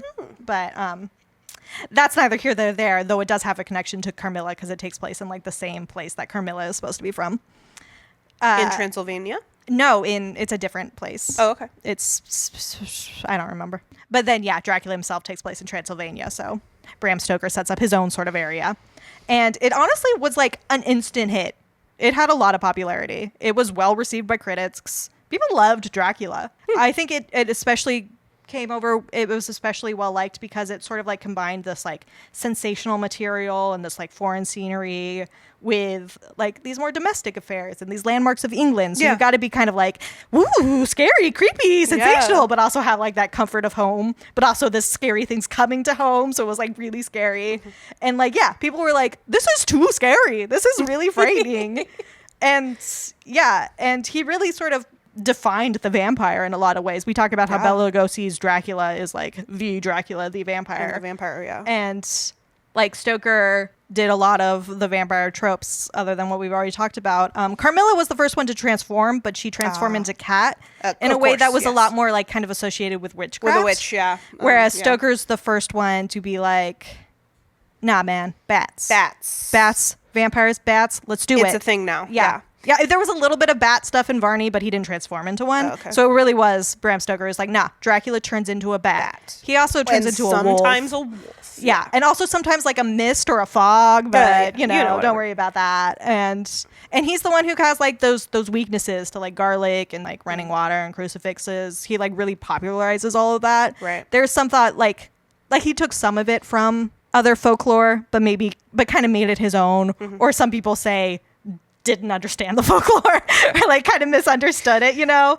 Like there's the stuff with the like not having a reflection. Yes. There is some like that is a Bram Stoker original. Okay, yeah. So is the crucifix. Yeah. Yeah.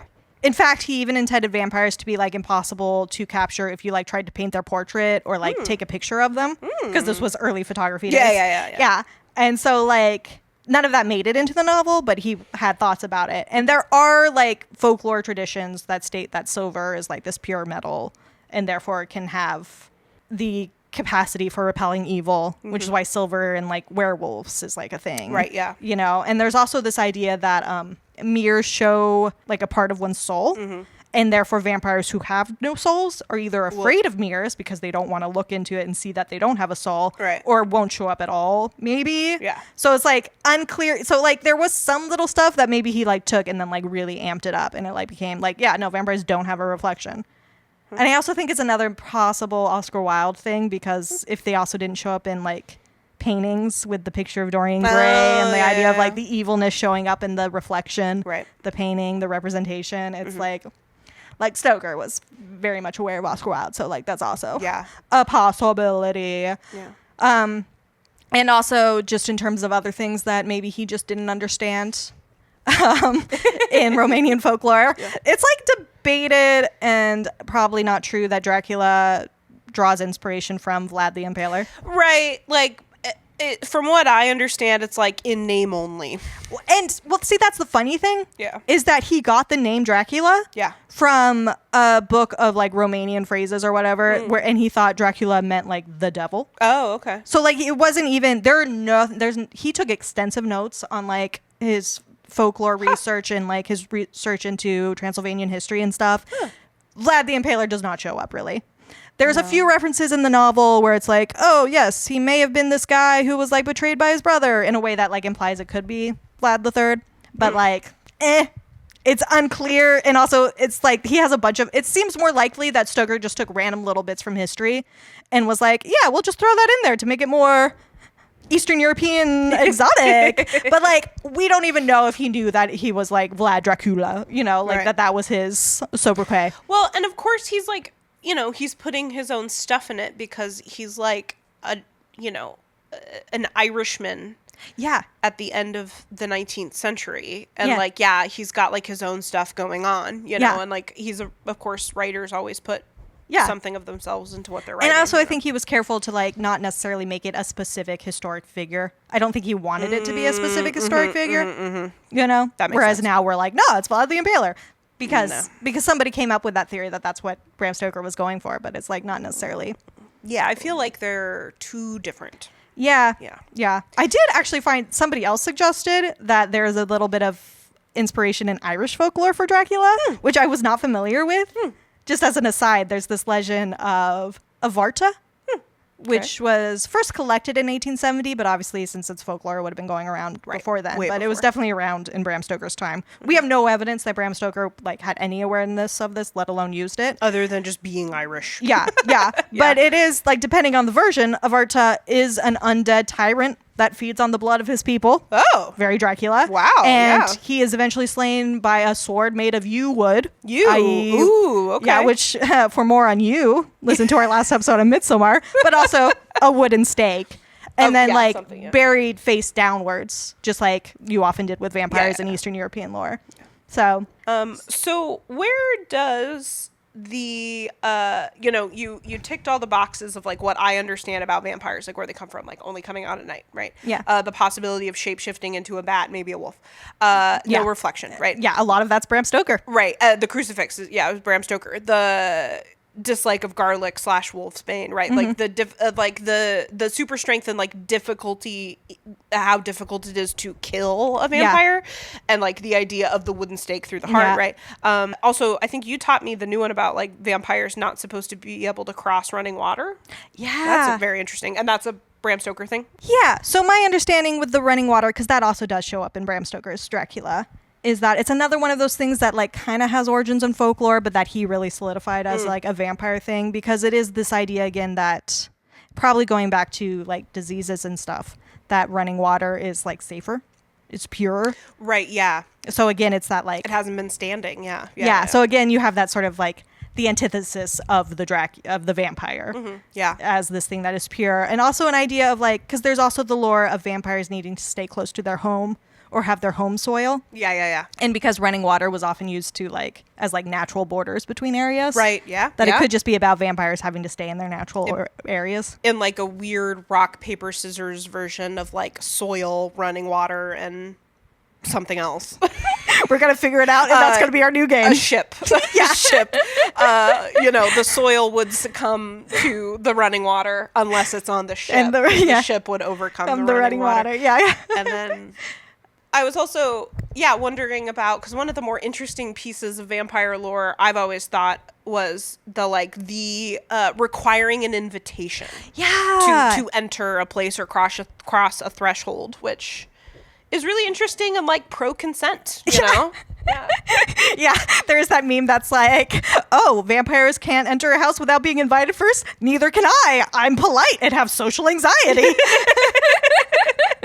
Yeah, but no, that's an interesting one, because that is not a Bram Stoker thing. Oh, no, Dracula does not need to be invited in. Like, he comes in through windows. Definitely a thing that comes later. And bites women in their sleep. Yeah. I think it does. I mean, there is some earlier folklore that I did see that does have things about how often the vampire or whatever that Eastern European or original version of undead, revenant, whatever, often does first prey on its family. Its still living family, that it'll be like somebody will come knocking on your door and say your name, and it'll sound like the voice of somebody who's dead. And if you answer the door, then that's how you die. So it's like, it might be related to that. I'm not sure. And that would have been like an earlier thought. But yeah, I'm not sure actually. Perhaps if we do a more recent vampire movie that actually includes that, I'll do some more research on that and figure out when that first started to become solidified as a vampire thing. How does that come around? I always liked that. I think of Fright Night. Yeah. I think of Buffy the Vampire Slayer. Fair enough. Yeah. But yeah, it's not a thing in this movie or in this novel. Yeah, I did notice that. Yeah, he's just like, he's or just letting himself in anywhere. But then I was wondering, I was like, was he once invited into the home and like once... Yeah. Like you ask once and then it's okay forever. Because he definitely does get invited into Dr. Stewart's house, because he makes like a social call, which is a really easy way to get invited in. If you're just like, I'm a count who just moved in next door. Let's have tea. I bought the dilapidated abbey. Yeah. Then don't worry if I'm now turned into mist and come through your daughter's window. Yeah, don't worry about it. So that's basically everything that goes into the like Western vampire, right? And how we understand the vampire. The one thing we didn't touch on, I touched on it a little bit when I mentioned Carmilla, because that's definitely the lesbian vampire trope. Very much, but I think it's worth noting that, if the vampire of John Polidori is Lord Byron based, then that makes it very bisexual. Super and bisexual. The Dracula novel itself has a lot of homoeroticism. So I think, finally, moving out of the literary corner, let's talk about the gay shit. The gay shit, yeah. That also gets its own song, apparently. It should, yeah. Well, I mean, I think we do something involving the gay shit every episode. Yeah, it's a bit the brand. So, yeah, I was actually thinking about this because, I was kind of thinking about, there's quite a bit of, like, queer reading of Dracula. And to me, Dracula is, like, the OG psycho-bisexual. Yeah, he's definitely interesting. Yeah. I'm going to try very hard not to talk about the novel too much and really focus on the movie. Yeah. Where it is all very much focused on Renfield and Dracula's relationship. But I think something that's interesting about the novel is that there's a lot of like kind of bisexual and gay energy throughout the book, not just with Dracula.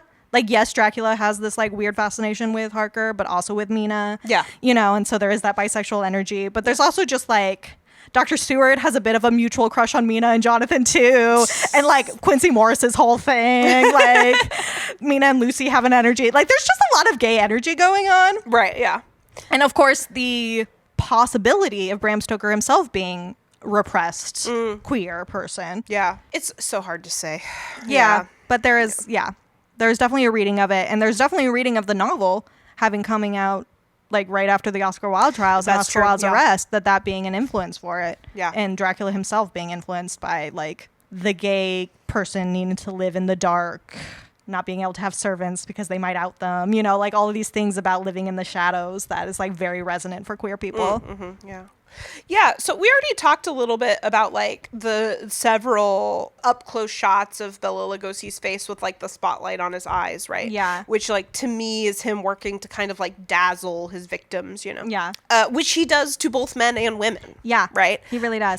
So, and also I just couldn't help but feel like, every time he kind of goes in to like envelop somebody with his very dramatic robe. Yes. To go in for that bite. To go in for the bite, which we never get to see a bite. Yeah. Right? They're very careful to not show us things. We don't see the bites and we don't see any of the deaths, including Dracula's death. That's true. Yeah. And I think that's a production code thing. Yeah.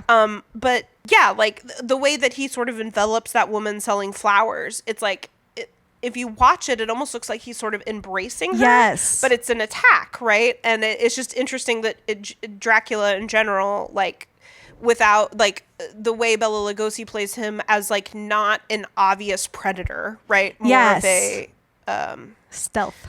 Like a stealthy, hiding in plain sight predator, right? Which he does walk that line between, like, sexual arousal and, like, the terror arousal that comes with like not knowing if something is an embrace or an attack. Yeah. Right? Oh, I definitely saw that too. And like when Renfield first sees Dracula in the castle, where Renfield's sort of having this moment of like kind of fear because he's like in this weird castle and had these weird encounters with the villagers. So when he sees Dracula, there's like this moment of like relief, but also still kind of fear. And there's like that fear in the excitement and the excitement in the fear going on. Yeah. And you can just see it on the face of the actor so well. Which is why people love horror movies. Yeah. Yeah. And then we also don't get to see the bite that ensorcels Renfield. No. Right? We don't see it. But again, it's like it's alluded to, like, isn't at this point Renfield is passed out. Yeah. And lies prone, right? Yes. And yes, of course, in the novel and in the film, the three brides or sisters or whoever like kind of start to be like, heck yeah, dude. Yeah, fresh meat, love it. And Dracula has to like step in. Absolutely like, no, this the one's boy mine. is mine. Like, shoo. And then we don't get to see. Well, we see him lean over, and then we get the classic fade to black that you get for sex scenes. Exactly. And then like our next shot is like Renfield on the ship, looking like his hair's all a muss, and like he's kneeling. gone mad. Yeah, and he's like kneeling for Dracula, calling him master. It becomes this very like, I don't know. I'm just saying. So this movie is pre Hays Code, but that doesn't mean that like Universal didn't still have like a pretty strict production code that forbid any like overt eroticism. And what this kind of reminds me of is, do you remember that episode of Doctor Who where through some Doctor Who magic, the TARDIS becomes anthropomorphized? It's one of my favorite episodes. It's a great episode. Yeah. And it was written by Neil Gaiman. And the TARDIS is just being a TARDIS, right? And is like, biting. I like biting. It's like kissing, but there's a winner. Yes. And that's kind of what this made me think of. It's like, that's such a good pull. Yeah. Like for Dracula, like, he's biting. He'll bite anybody. He'll bite men. He'll bite women. And it's like a kiss, but he's the winner. Yeah. You know? It's a dominance thing. It's a dominance thing. Just like him meeting Renfield from the top of the stairs and always being the one above, and Renfield always kneeling and always saying, I'm your slave. Exactly. So yeah, like, and we're kind of talking about how, Lugosi's Dracula is not the same as Stoker's Dracula, right? He's playing, Lugosi's Dracula is playing off like two pretty big fears for American audience. One, immigrants, right? Outsiders. And it in general immorality, but specifically sexuality, right? Yeah. That like the vampire bite is like an erotic or sexual act, and not just sexuality, but like, immoral desires and what happens if you give in to those desires, like corruption of the innocent, which is really what happens to Renfield in this movie, right? Just as much as it happens to Lucy, just as much as it almost happens to Mina. Maybe more so. Yeah. Like the way how much Renfield gets a focus on this movie, in this movie, and Lucy's in like 4 scenes. Yeah, but also in the way that he's sort of singled out as the person who doesn't get to become a bride, like I was talking about earlier. He never gets to be turned into a vampire because it still is different. And those are like implications that we can't make, but we're going to still imply them. And there's that really great line that Renfield has where he's like talking about Dracula, and he says that he promised me things not by words but by doing them. Yes. And it's just like, okay, Dracula, acts of service, love language, but also turn him into a vampire. You're promising him things. Either do it or don't. Yeah, seriously. Yeah, so it's like there's definitely a tension here where there's something happening in their relationship between them, but it can't be the same as the relationship he has with women. Right, yeah. But like, we know. And like that is the source of Renfield's problems in this film is Dracula, right? Yeah. And like the rejection of morality and kind of like an acceptance of the profane, Yeah. And alluding to homosexuality is like part of immorality, right? Yeah. When Dracula shoos his brides away to because here they are to be heterosexual, and he's like, nah. Mine. Gays only here. Yeah. Yeah, and I think it's also significant that Renfield's, quote unquote redemption is that he's trying to save Mina. Like, he doesn't really care about saving anybody else. Right. But then when it's Mina, who's this like young woman who's about to be married, and this like very pure matrimony, sort of straight, British, good, upright, romance, the way that romance is supposed to be without like, Mina and Jonathan do not have a sexual relationship. No. Like, no. But they're going to be married, and they're going to have, lay back and think of England kind of sex, and like that's what Renfield's going to protect. Yeah. Yeah. And that's what he's going to be redeemed for. So I found this great article. The author's name's Monique Jones, and the title of the article is Queer Coded: Dracula. We've already talked about like the temptation of fear and the unknown. All the reasons why the queers love the vampire. Yeah, right. And the vampire loves to be queer. Yeah. Exactly. So we've already talked about it a little bit, but let's dive deep. Like the scene where Renfield pricks his finger, right? Is interestingly played in Nosferatu, which is a blatant ripoff, right? Yeah. Where Nosferatu, or Count Orlok, I think is the character's name, like is sort of repulsed by the character pricking his finger. But in this one, Bela Lugosi's Dracula is like very interested. Just like, ooh. Yeah, we get that close up on the eyes. Yeah. And it's another really interesting contrast to the novel. I talked about this because it's one of my favorite sort of like accidentally comedic parts of the novel where Jonathan hurts himself shaving. So yes, Dracula, obviously overcome by wanting to have that blood, like sort of starts to go towards Jonathan, but instead just sort of flings his little shaving mirror out the window and it's just like, bauble of human vanity or something like that. And it's just like such a funny part where he's also like very much overcome by this and like needs to move towards this object of desire. In this case, it's the blood, but it's also very queer because it's this moment of desire between two men. Yeah, and it's like blood is like a life force. Yes. So and it's like sucking his finger is like really taking it over the top too. It's quite a lot. Yeah. That so really goes over the top with it. Yeah, when like Renfield, you slut. Yeah, Renfield pricks his finger, and like Dracula becomes immediately taken by the sight of the blood. But then, in the same shot of the finger, with the blood, the crucifix falls into the shot, which repels Dracula. Right? Yes. So Renfield is not aware of any of this, right? Like he didn't see Dracula's reaction to the blood or the crucifix. He just thinks that Dracula is like concerned, you know, and so he like reassures him. It's like, it's just a cut from a paper clip, while he like, sucks his finger and like smiles like, don't worry about it, and you coquette. Yeah, he doesn't get it yet. So what Monique Jones says is these scenes, especially the last one involving Renfield's fainting, right, can be interpreted as homosexual lust and longing. Renfield unknowingly teases Dracula by sucking his bloody finger. Yes. This, coupled with the crucifix, makes Renfield an immediate object of Dracula's desire because Renfield has now become an object that Dracula can't have. When Dracula finally gets to the unconscious Renfield, Dracula fulfills his carnal desires. Another reading of the scene also that Monique Jones brings up, which I think is important, another reading of the scene could also be like a rape scene. Yeah. Or just like kind of like the deflowering of a virtuous person. Like, again, corruption of the innocent kind of thing. That isn't it. Just thinking of some other like Eastern European lore about vampires.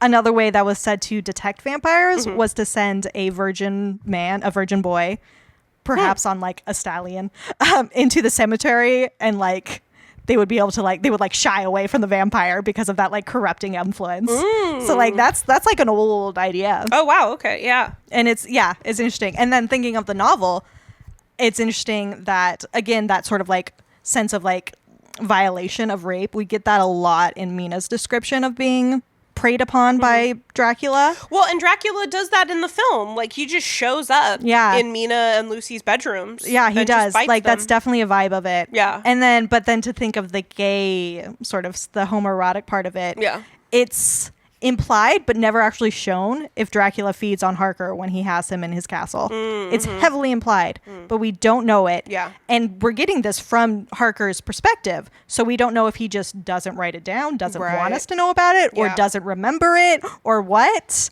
And I don't know. And it's pretty juicy to have it with Renfield where we actually see it about to happen. Yeah. And like we know, okay, this is a thing that is happening. And then to that be what, quote unquote, corrupts Renfield. Yeah, it's just... And what, would this be around the time... When was homosexuality being deemed like a mental illness? Oh, definitely at this time. Yeah. This would be this time period. Oh, yeah. I think it gets taken out of the DSM as a mental illness in like... I want to say the early 70s. Yeah, way too late. Yeah, I just wasn't sure if it was, because there were other things of it just being like sinful and stuff before it became like a mental illness. Yeah. But it would have been considered a mental illness by the 30s, certainly. Oh, absolutely. Yeah. Yeah, it is really interesting to kind of see this. What really gets me is how non-discriminatory Dracula is, right? He'll bite Renfield. He'll bite Lucy. He'll like try and dazzle Van Helsing, we get that depraved bisexual. Yeah, absolutely. Yeah, he's just not... The vampire is right for that. Yeah. I mean, I feel like in a lot of modern day vampires, it just actually now... because they want it to be less like problematic or whatever, of it being like this immoral anything goes sort of thing, where it becomes more like, well, I mean, when you're alive this long, who cares? You try whatever. You really, moral relativism for sure. That it's just like, who cares about gender when you've been alive for hundreds of years? Like, come on, it's a social construct. We know this. Yeah, they've done it all, and really, probably living through at least one century, if not several, you've seen enough shit that you're like, none of this matters. None of this matters, dude. Society is fake. Are you ready to play a game? Yeah, now that we've talked a little bit about modern vampires, because I believe you have some quotes. I got 3. From more modern vampires. Yes, I do. I have some quotes from the sort of vampire stories that I was just talking about. Oh, lovely. Okay. And we're going to quiz each other to see if we can guess which vampire said this. Okay, so... Do we want to switch off? How do we want to do this? Let's switch off. That sounds good. Okay, I'm gonna start with this one for you. Which pop culture vampire said this? For 100 years, I offered ugly death to everyone I met, and I did it with a song in my heart. I could see this being a lot of vampires. Is there a way we could narrow it down for you? Is this a TV vampire? It's a TV vampire. Okay. I'm going to go I with... feel like really significantly narrows it down, but... I'm going to go with Angel from Buffy. Oh, you're so right! Ding, ding, ding, that was ding, my ding, first it's thought. Angel! That was right. Yep, that was my first It's thought. funny, because I went through Spike quotes first. Oh, I was yeah. just like, Spike's a vampire, famous vampire, but like, I don't know, nothing... Yeah. That was like... A lot of it like had the Spike attitude on it. It's like, no, but I want to trick you. Out for a walk, bitch. That's my favorite Spike quote. That one came up along to yeah. Okay, I've got one for you. Okay. To narrow it down for you, this will be one of the like short stories or novels that I mentioned in my literary corner. Okay. You will think me cruel, very selfish, but love is always selfish. The more ardent, the more selfish. How jealous I am, you cannot know. You must come with me, loving me to death, or else hate me and still come with me, and hating me through death and after. I'm going to guess Carmilla. You're absolutely right. Yay! Yeah, that's Carmilla. We're so good at this game. We are good at this. Okay. Yeah, and talk about that lesbian desire and that urge to merge. She's like, let's you haul to death. Oh, God. Yeah. Here's another TV vampire. Okay. For you. Okay. Like a moth to a flame, she always returns to me. Oh, fuck. That sounds so familiar to me. Like a moth to a flame, she always returns to me. It's another TV vampire. Okay. I'm going to... Deep cut. I think you gave me the theme song to the show. I was going to say True Blood. Yes. In which case, yeah, because that tracks with what I was going to say with True Blood. But is that Bill? It's Bill. Is it Bill? Yeah. Okay. That was my vibe, but I wasn't sure. Yeah, that's Bill. Okay. Here's one for you. Mm-hmm. Most of mine are actually love related. And I feel like a lot of yours are love related. They are, yeah. It's vampires in love, man. I know, I hate it. Yeah. No, I love it. It's well, sexy. now I thought that this was more of a 21st century thing because all of my quotes are from the 21st century, but I guess maybe not. Vampires have always been sexy. I guess. Well, no, as I just stated, they've been sexy since around the 1800s in England. So here's another 1800s in England quote. Okay. Yes, I too can love. You yourselves can tell it from the past. Is it not so? That's Dracula. That is definitely Dracula. That's Dracula, yeah. That is Dracula talking to the sisters. Because I learned that when I was looking more into that scene. It's like, well, here's what it says in the novel, right? Because he says that to his brides his or quote-unquote sisters, sisters, brides. Yeah, perhaps implying that he loved them in the past, but is another great kind of homoerotic scene because it's when it's the scene where he's shooing them away from Harker. Yes. And they're mad at him and they're like, you don't know what love is. And he's like, yes, I do. And he's like, over Harker while he's saying it. And it's just like, okay, gay boy. All right, you ready for my last one? Yeah. Okay. It's a quickie. You're intoxicated by my very presence. I was like, where's Edward Cullen? Where's Edward Cullen? Where's Edward Cullen? Okay, here's my last one for you, which may be by process of elimination. Yeah, right. There's only this is actually not him saying it. Yeah, I probably should have led with Edward Cullen. Anyway, Yeah. I wanted to lead with Angel. Sorry. This is not a vampire saying something, but it's a description of him. In his carriage, and amidst the various wild and rich scenes of nature, he was always the same. His eye spoke less than his lip, and though Ari was near the object of his curiosity, he obtained no greater gratification from it than the constant excitement of vainly wishing to break that mystery, which to his exalted imagination began to assume the appearance of something supernatural. Is that the... What's it called? Fucking... The ridiculous name. Oh, Varney? Varney. No.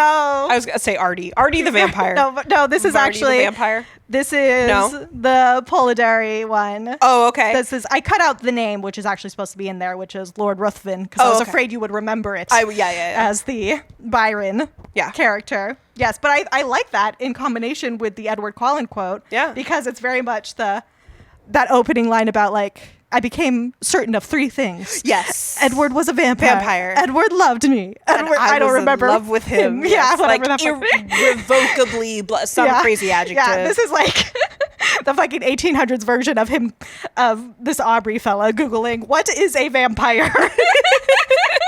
Something supernatural is happening here. I just don't know what. I'm just going to stare at this guy. It's probably a vampire, yeah. I love that. That was fun. We are pretty good at that game. We're pretty good at that game, yeah. So this has been Deep Thoughts, Shallow Plots. Thank you for joining us. Thank you, as always, to our sound guy, Matt. Thanks, Matt.